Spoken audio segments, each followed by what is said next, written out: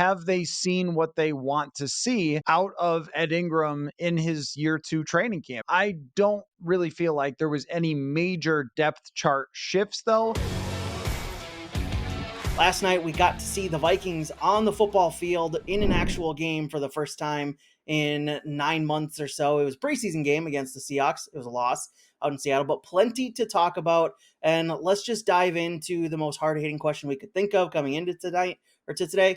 Who is in most danger of losing a job after just the one preseason game and what you've seen so far through training camp on the Vikings offense or defense? Yeah, I mean, I think that last night it was very interesting to see Ed Ingram play with the starters. That was something that we didn't really expect to see, one starting offensive lineman and everybody else sitting and watching on the sidelines. And that could just be because of the Vikings' shortage of depth, because Chris Reed, who's usually their backup guard, has been injured and hasn't been able to practice. And maybe they just needed a guard who has some, starting ability. But it also does raise a question of, have they seen what they want to see out of Ed Ingram in his year 2 training camp? Because normally the biggest jump for any player goes from their rookie year to their second year. And as has been well chronicled, it was a very, very tough rookie season for Ed Ingram. And it's not a small jump that needs to be made at right guard in order for Kirk Cousins to avoid the type of hits that everybody saw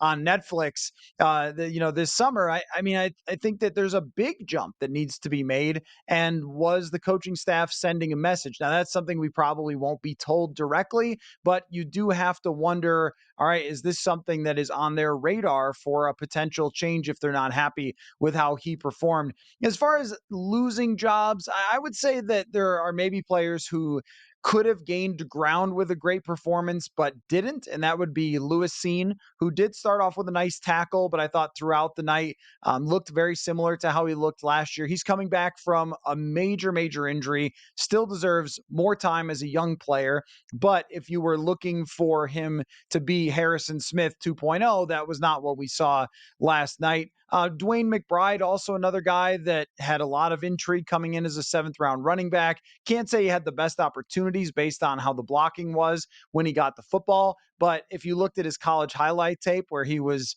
just throwing people left and right and bouncing off tacklers, well, even NFL guys that are on practice squad rosters and so forth can tackle usually better than the competition for UAB. And I think he saw that a little bit last night. So if he had had a huge game, maybe we start discussing, is he moving up? Is he on the heels of Ty Chandler, who I thought played extremely well last night? But I don't think that's the case. Coming out of this game, I don't really feel like there was any major depth chart shifts, though. But I think maybe the biggest loser of last night was Andrew Booth Jr. giving up a touchdown as late in the game as he did. I mean, that's just something you don't want to see from a former 2nd-round pick. If he's playing in the 3rd quarter already, you have some questions about where he stands with the team, because normally 3rd, 4th quarter in the preseason is where those guys who will be insurance salesmen soon enough, and not guys who are drafted in the 2nd round. And then not only that, but to also get beaten for an easy touchdown. Not a great start to his preseason or training camp, honestly, throughout this year. So I think it was more of, hey, there are some players that have a chance to make some noise here, and they didn't.